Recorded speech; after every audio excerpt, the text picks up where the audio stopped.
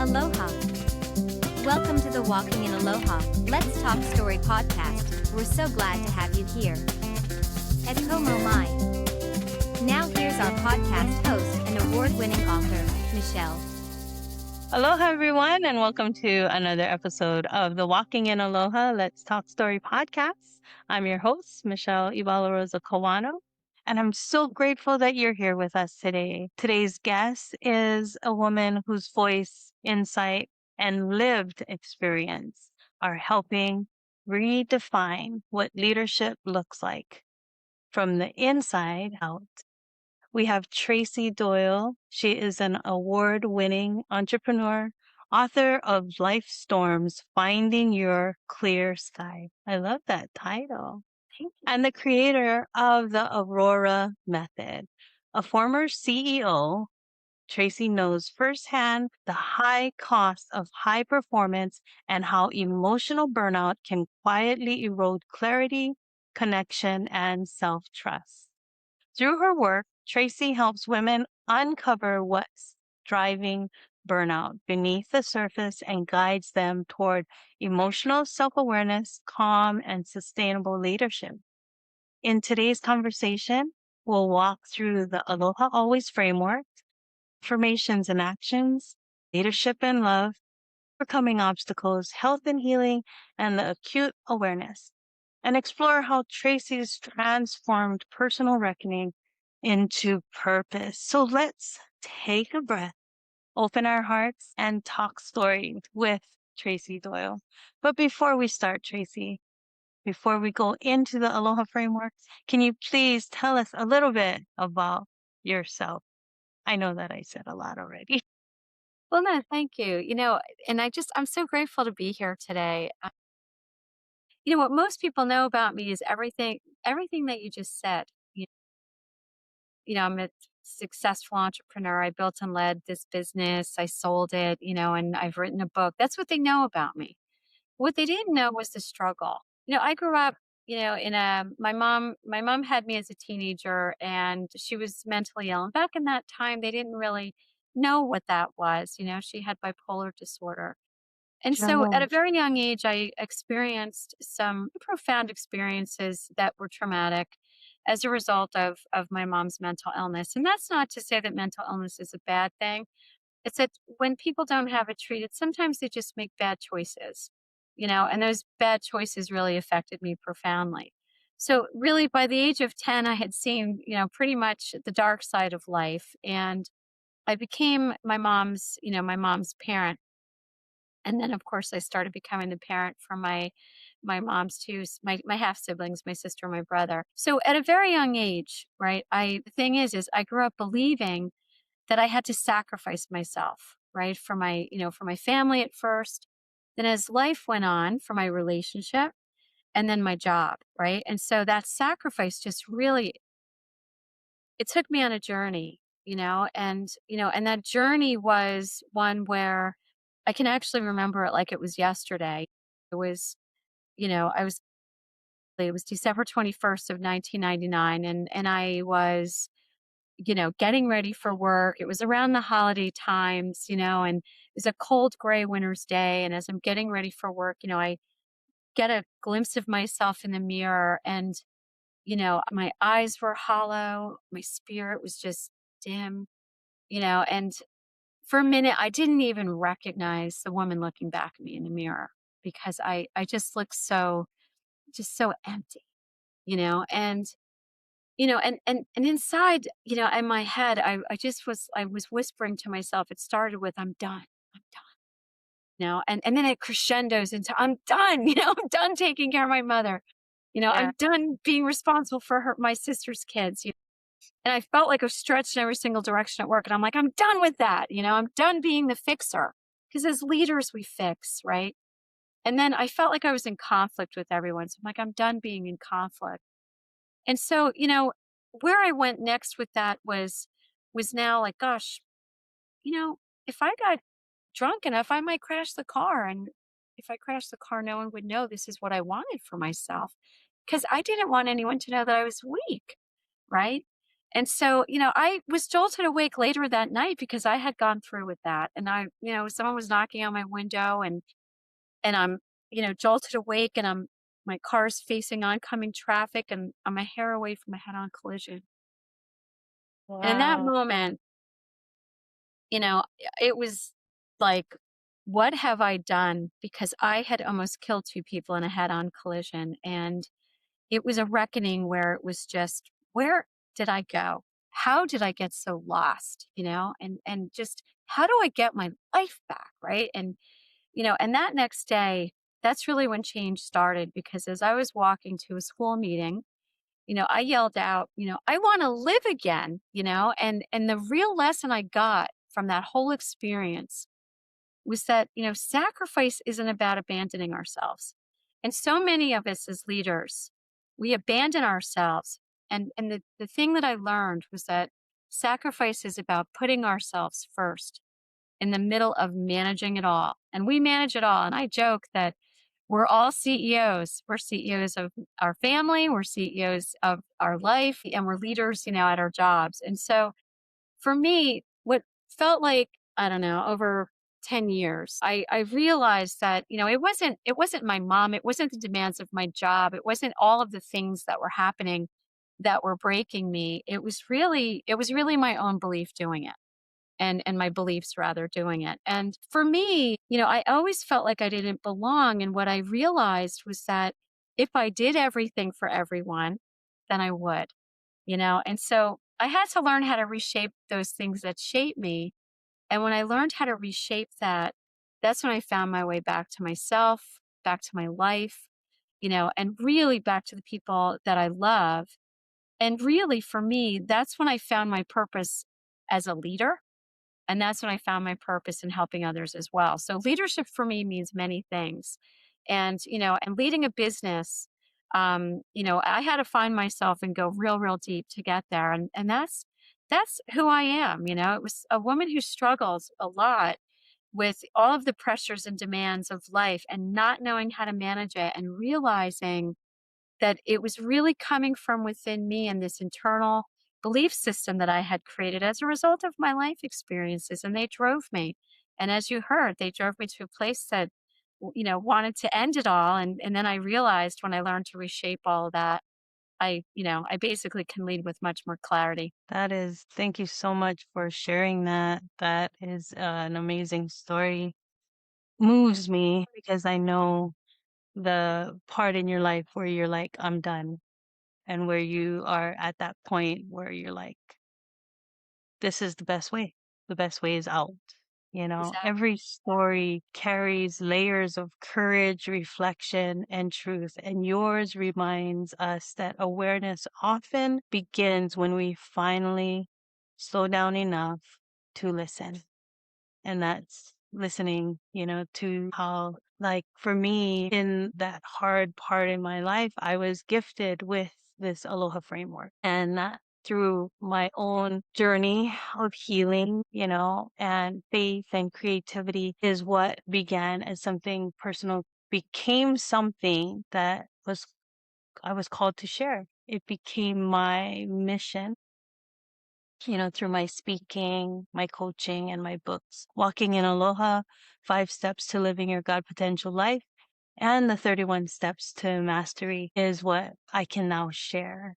So, what I've discovered with this framework globally, and now I can share it through the wonders of the internet. I'm in Hawaii, and where are you in New again? Jersey. New Jersey. New Jersey. See how far apart we are. I know we were just talking about time differences, right? And like I said, I'm in Hawaii, you're in New Jersey, and I've spoken to people all over the world, Saudi Arabia, South Africa, Spain, all over. So the internet, it's just amazing. So through this podcast, I've come to realize that every guest already lives aloha, and sometimes without even realizing it, without even knowing it, through their actions, their own leadership and resilience and their healing, they walk in aloha. So I'm so glad that you're here. I'm so glad that you're here. And through the Aloha Always framework, we want to just hear how it shows up in your life and how it shows up in your leadership. So with that, the pillars of Aloha, we're going to go through that. And the first A, if you can just go and start with the questions I sent you earlier. And thank you again for sharing your story. Affirmations and actions. We'll start with that. During your years as a CEO, what internal affirmations or beliefs were quietly shaping your actions, especially during that time of burnout? Yeah, and I wanted to add one thing before I answer that. You talked about listening to yourself. And what I wanted to say is that so many women, I mean, I was recently reading data around how many women are struggling with emotional burnout. 1 in 2 women, it's very, very common. And the main thing is oftentimes we think that it means we're failures.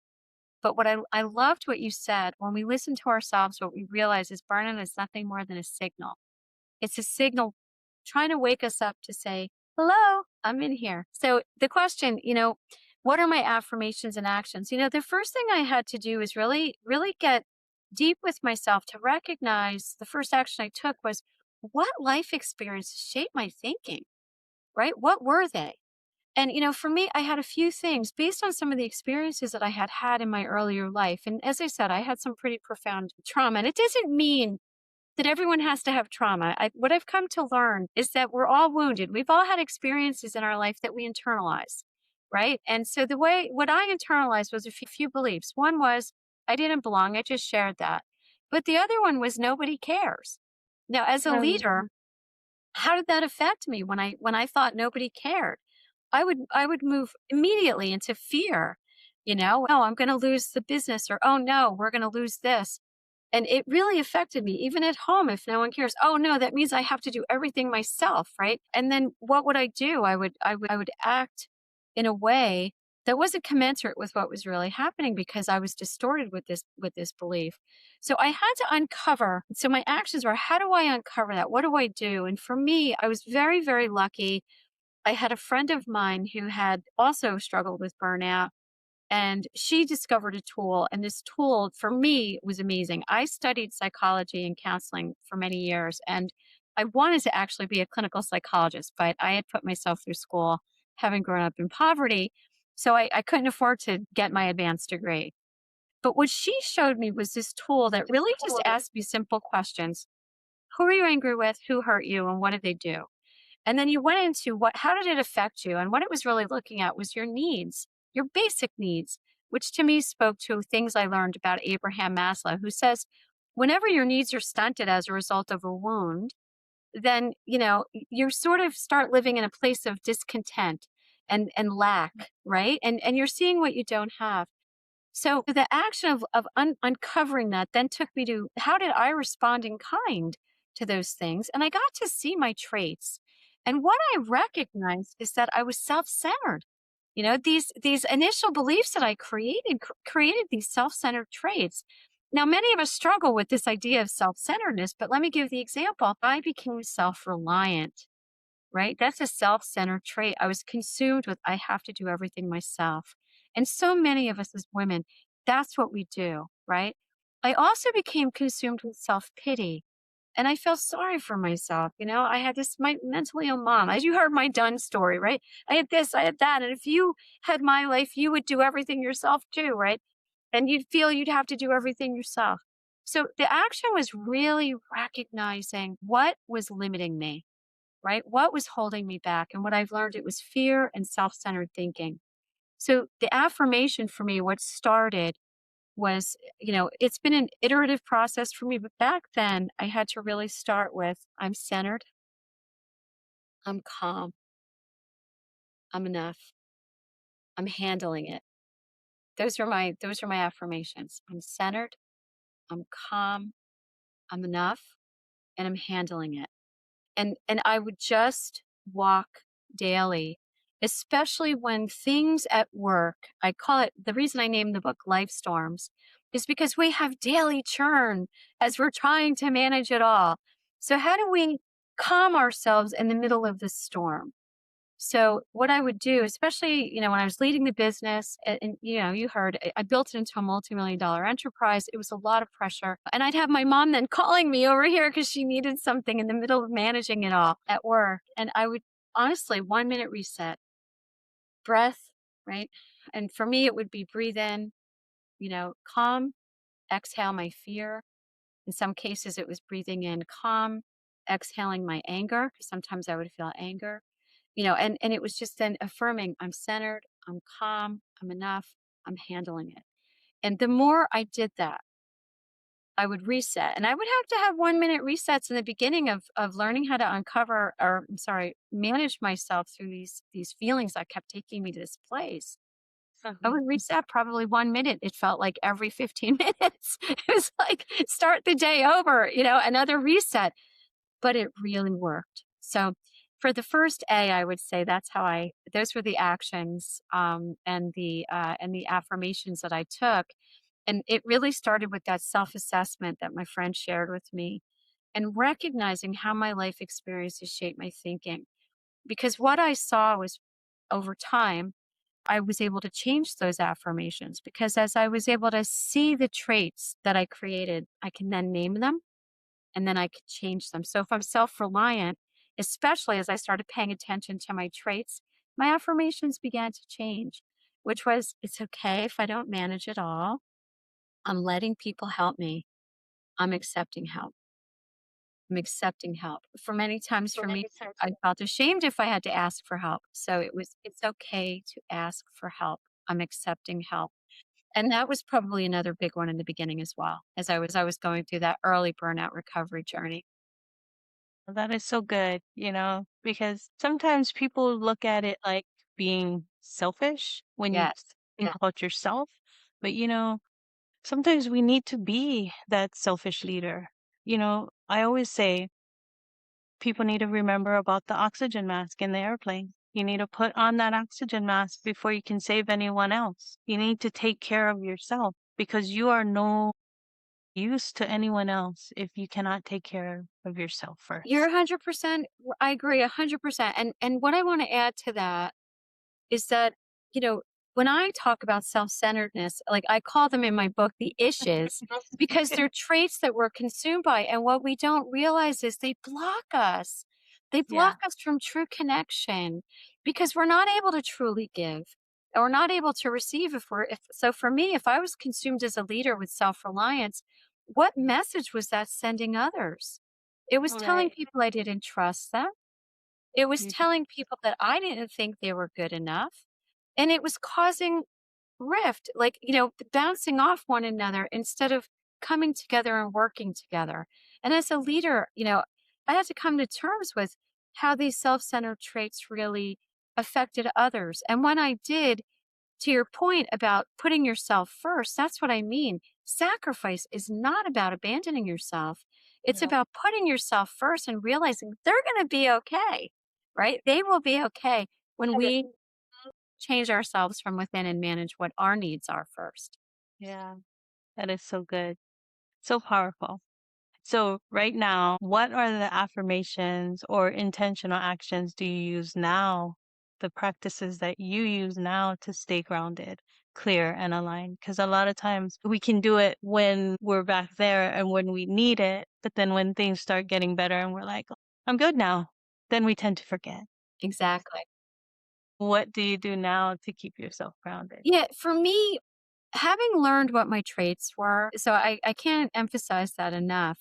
Every night before I go to bed, I ask myself, how did I do today? Right? Good. Do I That's owe good. anyone an apology? Or did I, was I always want to say impulsive or reactive because sometimes I can be reactive. Did I react to anyone in a way that could have been harmful or hurtful? Was I unkind? Was my serenity disrupted? Right? And was my calmness disrupted? And as I go through my day, this is a 5 minute exercise that I do at the end of the day. I can review my day like a movie and I can see, okay, it happened again. I was either self reliant or in some cases I might be self righteous where I want to be right. If someone in the midst of having a conversation, I want to impose my will on people and be right about something. I go through that. And so I've designed my own personal affirmations for each trait. And so what I'll do is I get up the next day and I will set my intention based on the trait that I want to be. So for me, mostly, I pretty much will say that I am open and receptive to the challenges and opportunities that are before me, and I embracing those opportunities. I still say I'm centered and I'm calm, but for the most part, I'm kind, I'm understanding, I'm giving, and that's where I take it today because that's the person who I want to be today. And I always want to be calm because I have a tendency sometimes to react. My triggers sometimes, I always put them out here.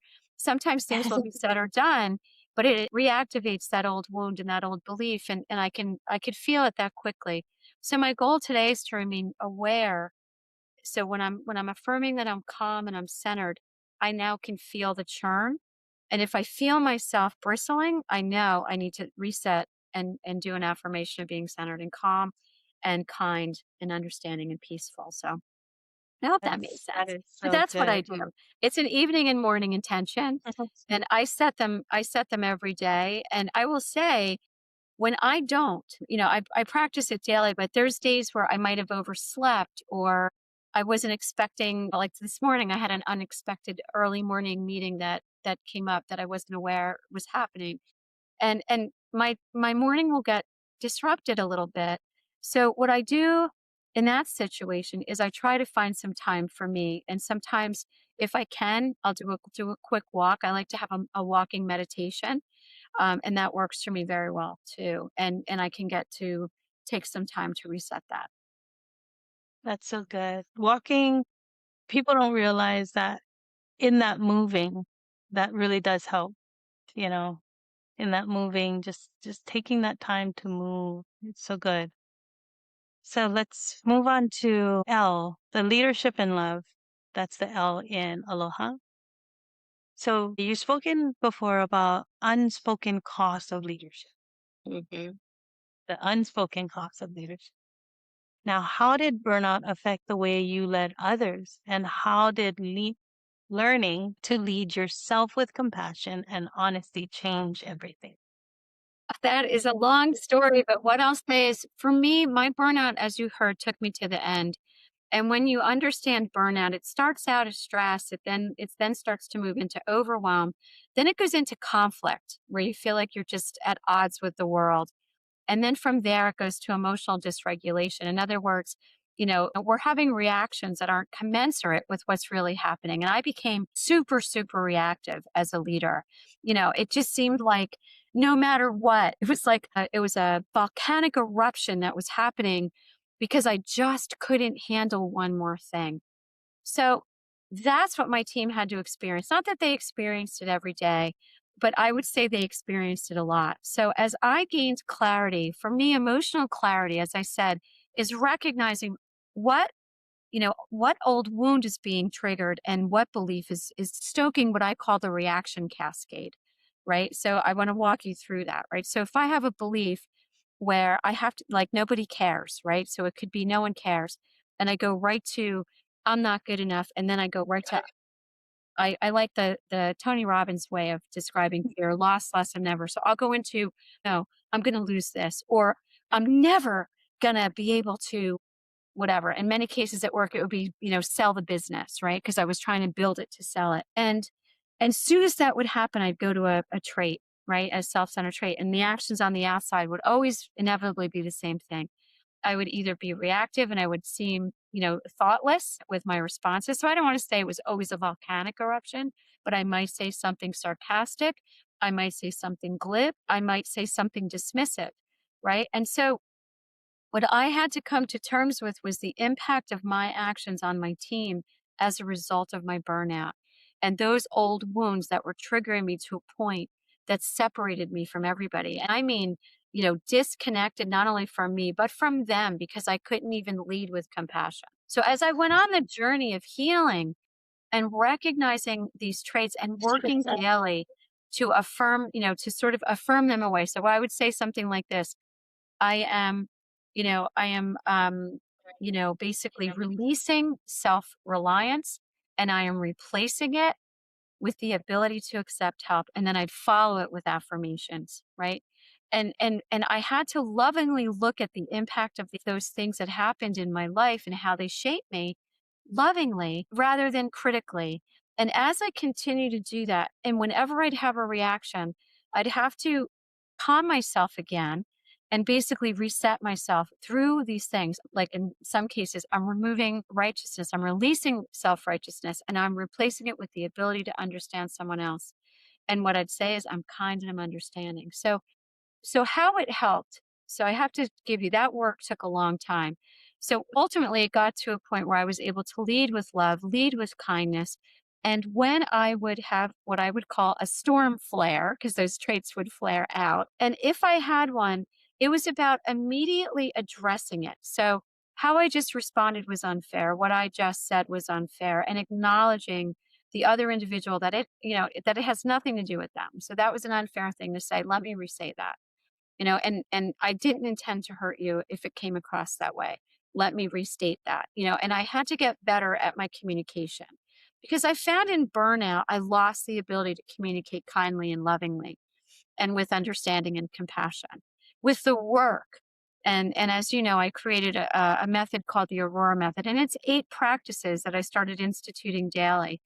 And it started with the self-awareness, and then from there it moved on into emotional clarity and recognizing my patterns, and then from there it worked on really working on changing them, right? And then mending relations and really fostering connection and building that connection. So as I did that at home, as I did that at work, it started to spill. And what I saw was I started to change the dynamic of my team dynamic at work, my home dynamic, and that's not to say that I'm human. I'm still going to get frustrated. Things are still going to happen. But with emotional clarity, with the ability to recognize the patterns of those traits, we have the ability to design our own personalized mindfulness program. And in doing that, we can have our own personalized affirmations and work through our stuff in a way that helps us, but ultimately helps others because it gives us the ability to communicate better.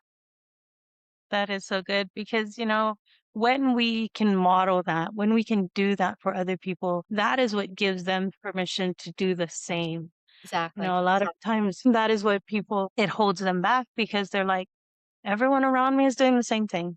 Everyone is acting the same way. And it holds them Exactly. back. But once they see a difference, once they can see someone else, like you, who are like, no, we all need change. Let me be this change that everyone sees. Then it gives people that permission to be like, you know what? We can do better. We can do this. We can look at things a bit better, make those small little shifts, those small little changes, and do well for other people instead of just, Yeah. Yeah, because yeah, the cost of leadership is if we it don't take is. care of ourselves and we burn out, we're creating a culture of fear. We create toxic work environment because we're basically saying, I give permission for others to act like this, and it's Right, unacceptable, right? right. And that actually happened in my company. I learned about it later. It's a whole nother story, but it happened. And once I recognized it, the perception was because I had been like that, and although I'm working on myself, there were people that had burned themselves out. The perception was I accepted that. So it wasn't until, I had my HR do us, basically, and we did like an internal survey and she did some interviews. We uncovered it, right? And then what it was about was really building culture shifts. And for me, especially when I would have a setback, because I still have emotional setbacks, not as severe as I had then. But when I did, I let people see my humanness because I think a lot of us as women, we're so afraid to let people see our vulnerability. At least I was. I was afraid that Yeah, they would think I was weak. And when I shared my vulnerability, I actually built a stronger, more committed team. yeah, that's so good. So you did share, like that, such a powerful truth in that vulnerability and everything like that. But before you said, I don't think you mentioned it now, but maybe in your book or sometime, you said, I didn't just burn out, I burned bridges. So, what obstacle was hardest to face in your healing journey? And what helped you move through self forgiveness and repair? So, the O in overcoming in Aloha is overcoming obstacles. because a lot of times in our lives, while we're trying to move through things, it's those obstacles. And we don't want to look at obstacles like sometimes it's like walls or mountains that we need to climb, but we want to look at them like stepping stones, things that we just move through, we get through. So, what were those things that you moved through? Yeah, there was a time when I thought that my burnout was a them problem, right? So Them if problem. they just did what I asked, I would not Right. have reacted that way. And then it was an us problem. If my spouse just would support me and do what I need, then I wouldn't have reacted that way. And so, what I didn't recognize, as I was saying before, when I started to see my traits, one of my traits that I identify was self-importance, right? That's why I call them the ishes, self-ish. Importance is the ish. And I was consumed with, don't you know who I am? I got out of poverty. How dare you question me, right? That was a big obstacle. The other obstacle was self-righteousness because I came to believe that since I got up and through a lot of the things that I had overcome, my way was the only right way. And as we know, when you get what I call a who's right fight, it goes into I'm right, no, I'm right, no, I'm right, no, I'm right. And there's one winner. And when there's one winner, what we're doing is alienating another person and we burn a bridge and we Mm, push people away. And I think a lot of us with burnout don't recognize that we're all wounded. We trigger each other for one, right? But when we have the capacity to recognize how burnout affects, it's all shaped from distorted beliefs that were shaped in our early life experiences and push us through the reaction cascade, and we can change that. We can heal it. But for me, I had to overcome those traits that were limiting me. And so another one that was huge, especially as a leader, was self-avoidance. Okay. So here I was, I'm a CEO, and there's so many things I didn't know, but like many women, I've read many books about women in leadership. We think we have to check every single box and know every single thing. Right. And so, but when I didn't know something, what I found was I would just avoid it. I didn't want to deal with it. So it was like, you can do that. Like I hired you to do that. But meanwhile, they would need my leadership, right? So, what I found was that would not only hold me back as a leader, but it would hold others back in terms of their own personal growth and development as leaders themselves, because I just didn't want to talk about it. And it was really nothing more than just me being afraid of people, you know, finding out that I didn't know what I was doing rather than being human about it and problem solving.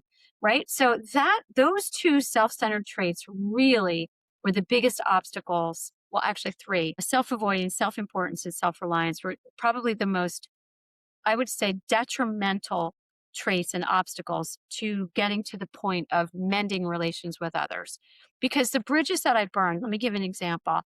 When I was avoiding, I'd have people who would feel they'd give up and they would quit. So at work, that's what would happen.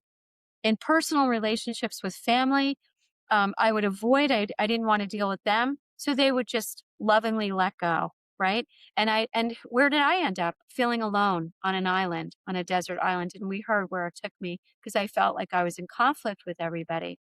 So that truth of recognizing that our burnout just doesn't burn us, it burns others too. Right. And when we can embrace the truth of how we burn relationships and we burn others, and it's up to us to change that dynamic, then change is possible. So that's where self-forgiveness comes from. So what it looks like, I talk about it in my book. I call it acknowledgement conversations. I had the privilege of hearing Oprah Winfrey. She came to New Jersey, and I remember her just walking out on the stage and saying, acknowledgement is the greatest gift you can give to anyone. And at the time, I was so taken by it that I picked up my phone and I wrote that down. I reflected deeply and I realized that oftentimes when we're communicating, we jade. So I wear jade now to remember this.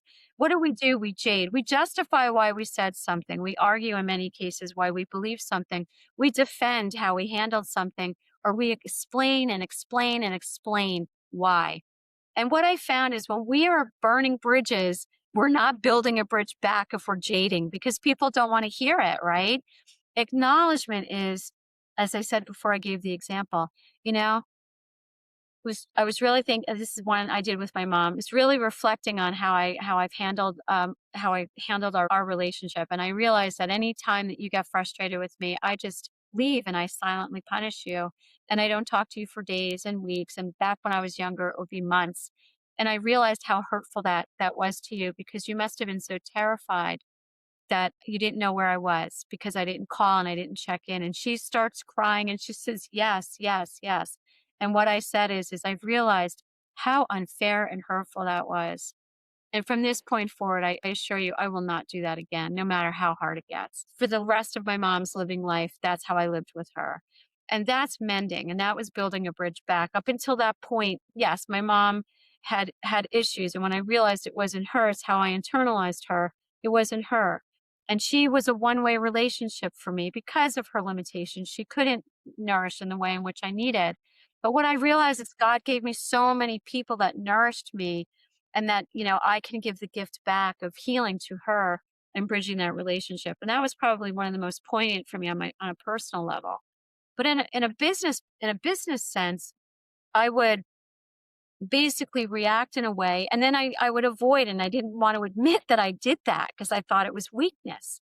And what I realized was showing people my humanness, which would be bringing someone in and saying, I reacted before, and it was, I shared this before too. I reacted before. It was so unfair of me to say that like that. And my intent was not to hurt you. My intent was not to criticize you. My intent was not to lead you to believe that you're not doing a good job, because you're doing a great job. I didn't handle it well. So what I meant to say was, and then I meant from there. And so what I have found is it's the communication, by always thinking, how can I acknowledge someone? How can I acknowledge what I did was not correct, was handled poorly or wrong? Many of us don't want to say we're wrong. We feel like it's like a right wrong thing. So it's not about blame. It's about recognizing that we're all human. We all have, we all have these traits that lead us to acting in ways in which we're not proud of, and it's okay. But when we love ourselves enough, we love ourselves enough to be human with others so that we can keep building bridges back. That's so good. You mentioned something about, like your mom, how she wasn't able to give the things, like she wasn't able to. And that's one thing that we need to realize with other people.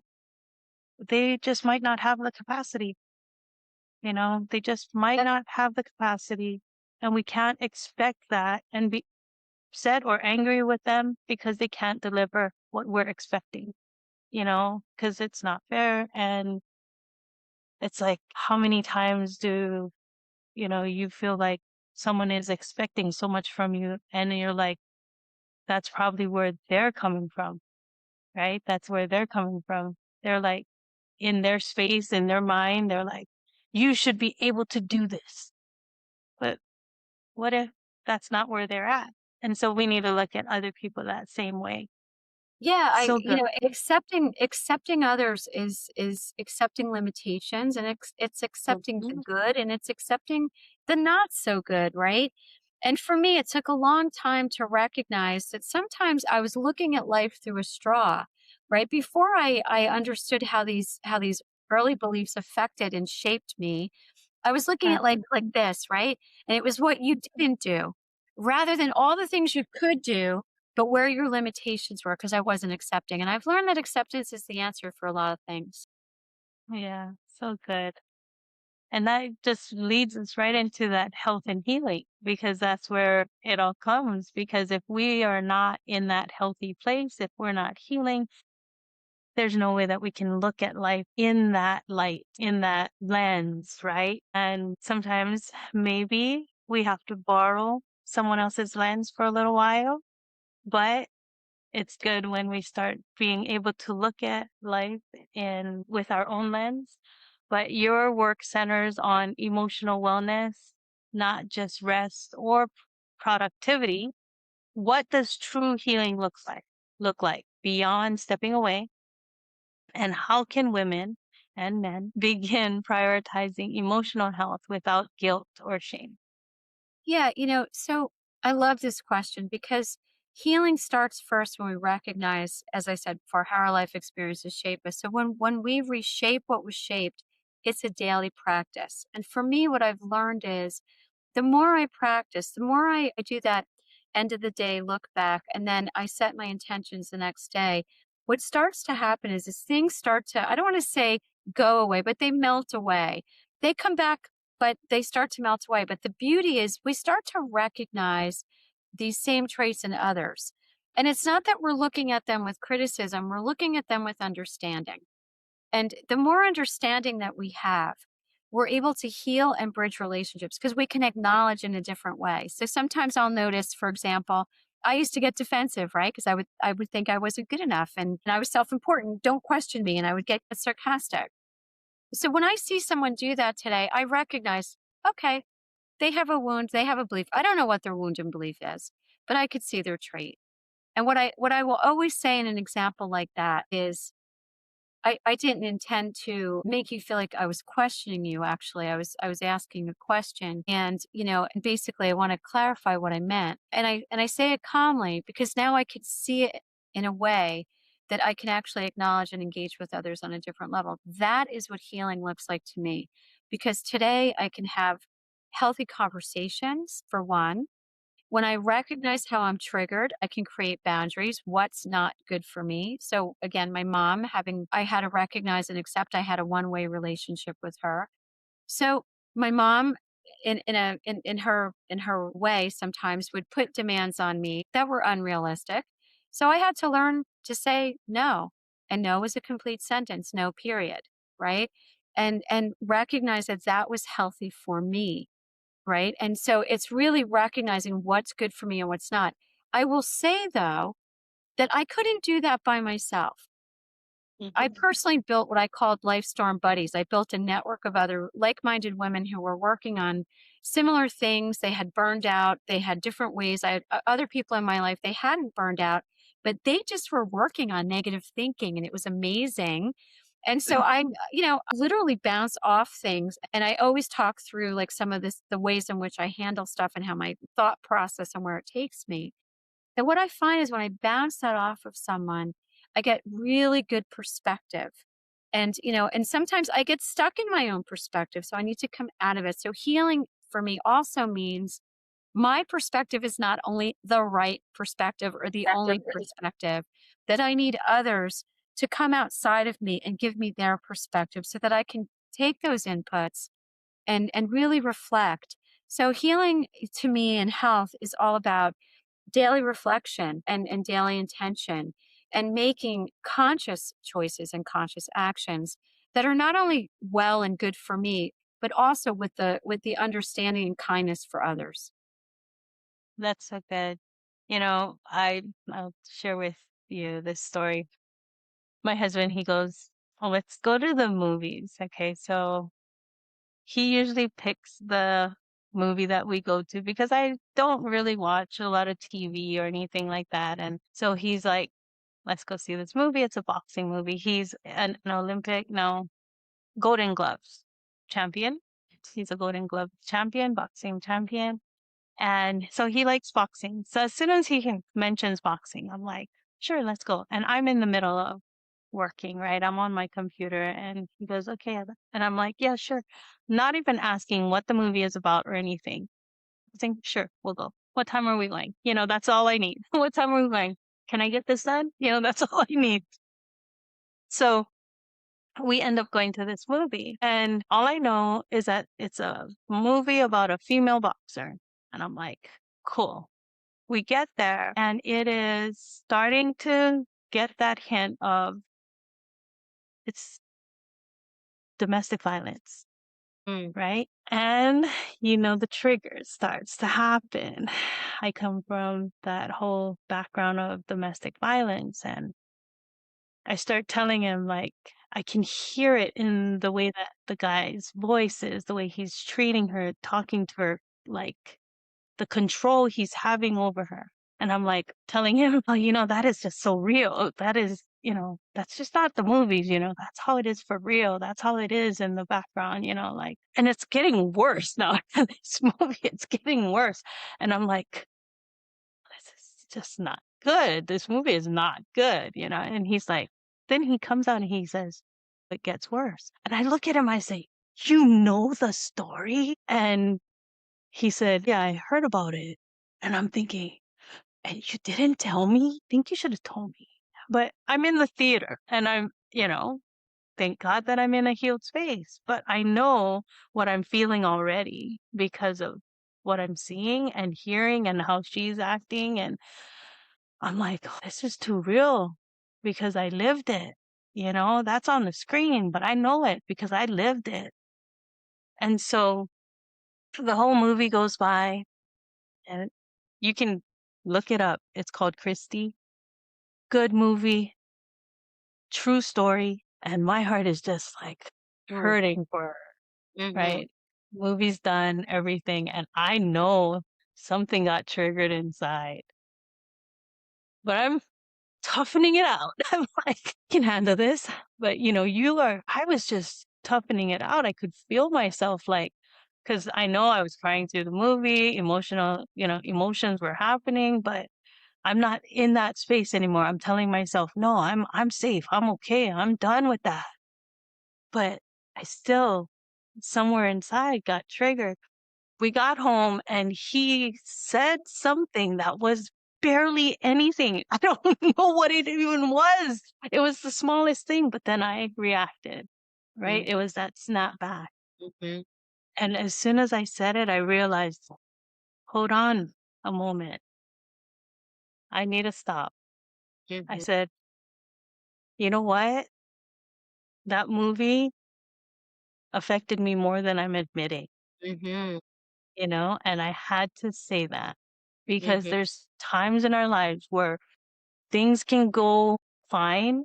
We can say that we've walked through the healing and we've done the work. And that's the truth. We've done the work. But there's going to be times like that Mm-hmm. where something's going to come up and it's going to trigger something. But we have to be okay enough to say, wait a moment, Mm-hmm. And acknowledge wait a it. moment, You acknowledged and it. That's acknowledge, right. Mm-hmm. yeah, and go, wait a minute. That was wrong for me to Mm-hmm. That was not you, right? That was not you. That was my past. That just Mm-hmm. reacted right there. That was That's right. just my past. And I shouldn't have snapped at you that way or reacted that way. What you said was so small. My reaction was so big Mm-hmm. because it had nothing to do with what just happened here. It had everything to do with what happened in my past. And the movie triggered that in me.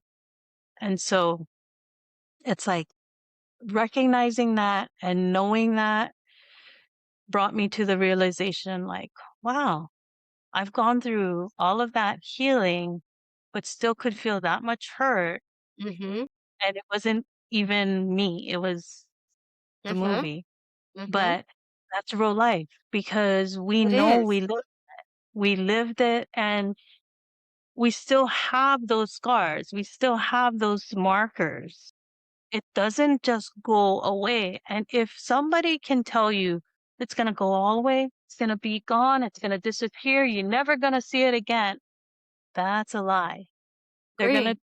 yeah, that's a lie.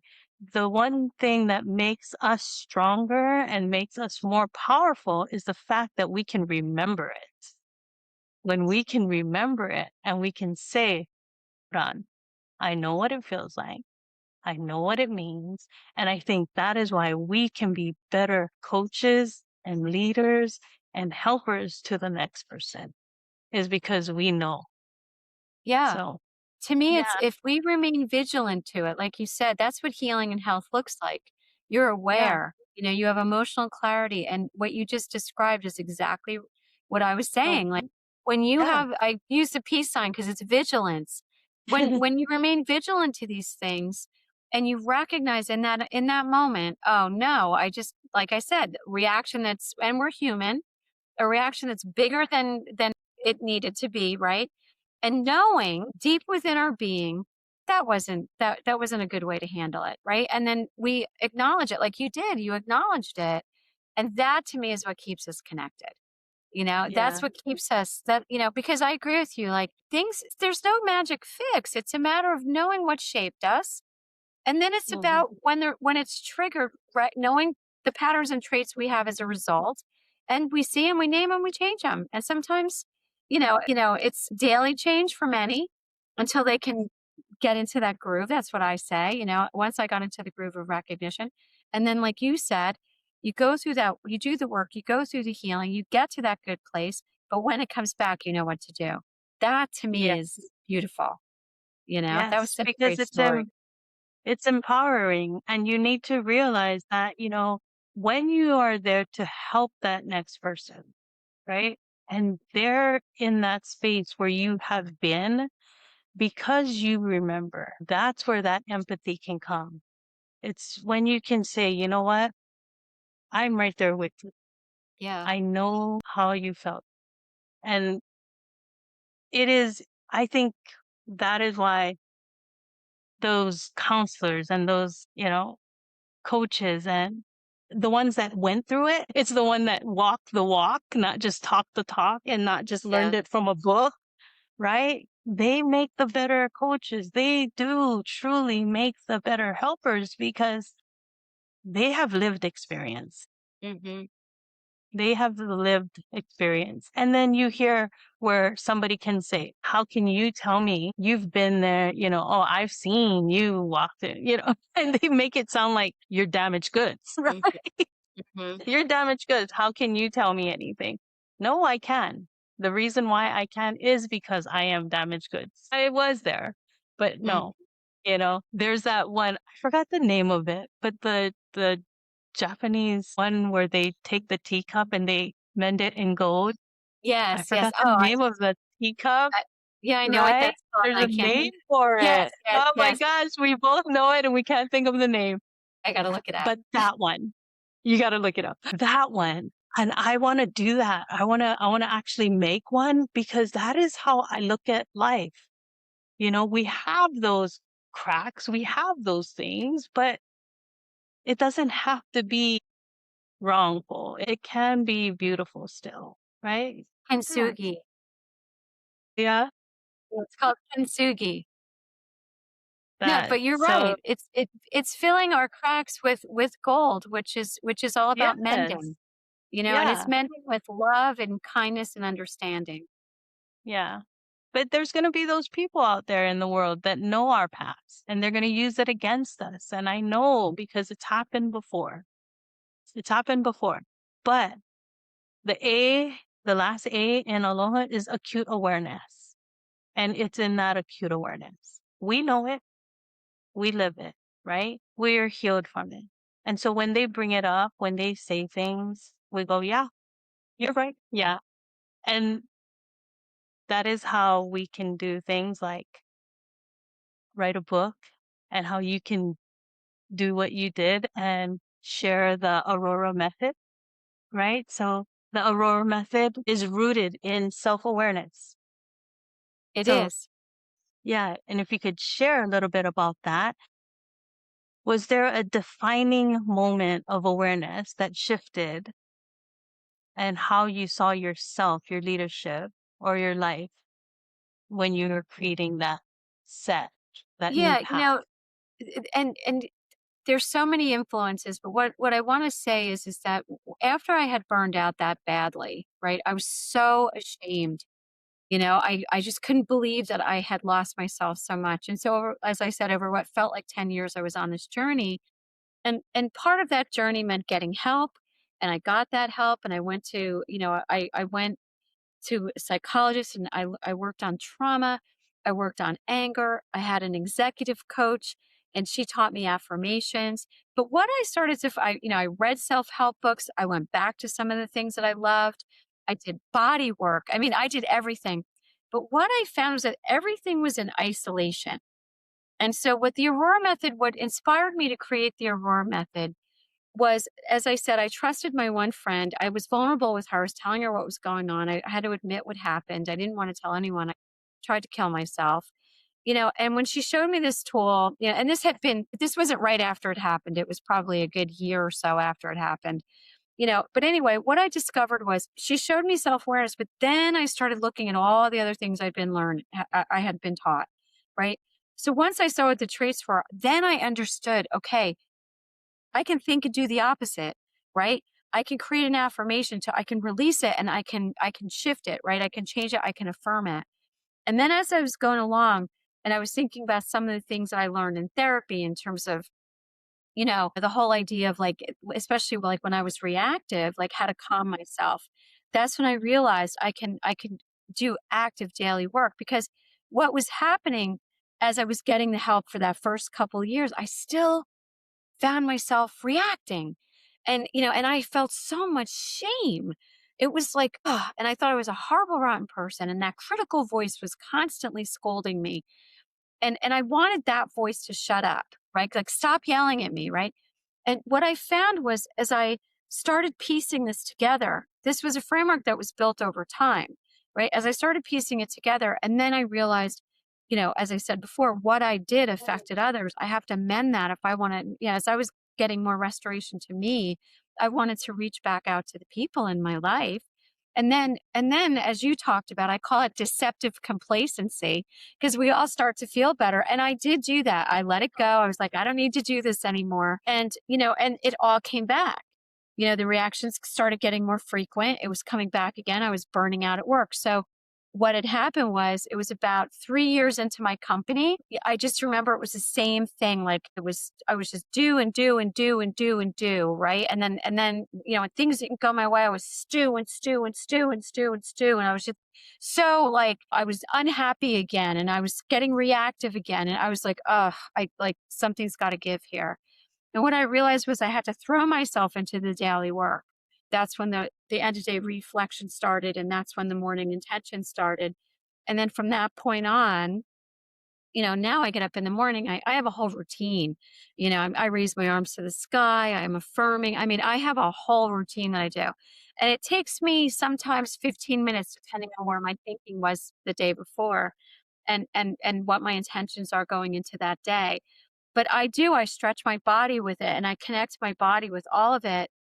And I do it daily now. And I realize that acute awareness comes when we remain aware. And the only way to remain aware is to stay connected, right? And what I find is that my consciousness, and I always do this, I find my consciousness is aligned when I practice this daily. And when I don't, like misery and negative thinking like prey on me. You know what I mean? It's like there's an Indian proverb about what wolf will you feed, And when I True. back off from my practices, rather than feeding the good wolf with positive thoughts and love and kindness, I let that critical negative wolf start knitting away at me.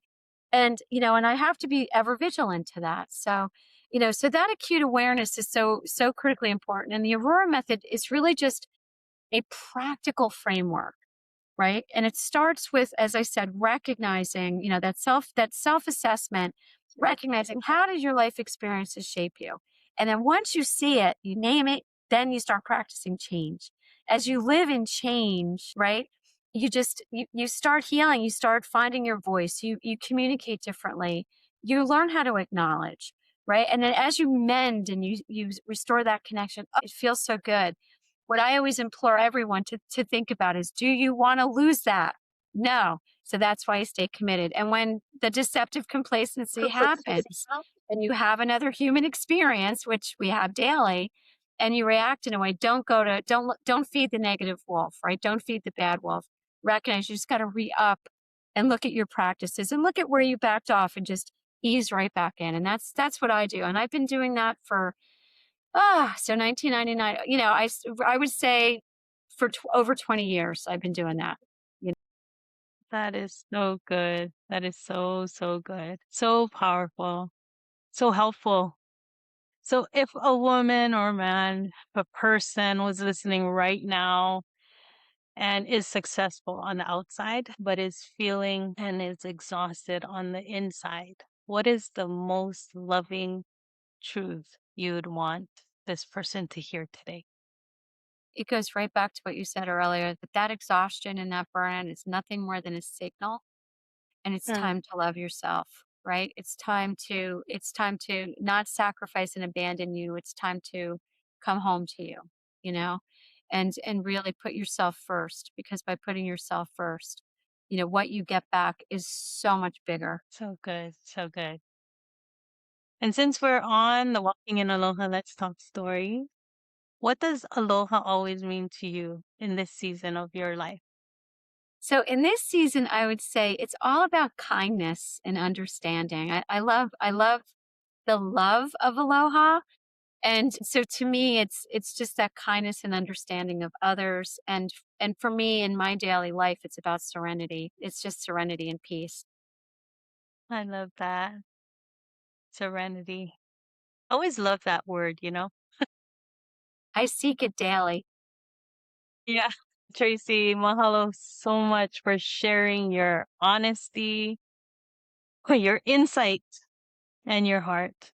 Thank Your you. story reminds us that clarity and connection don't come from doing more, but from becoming more aware of what's happening within. Hmm.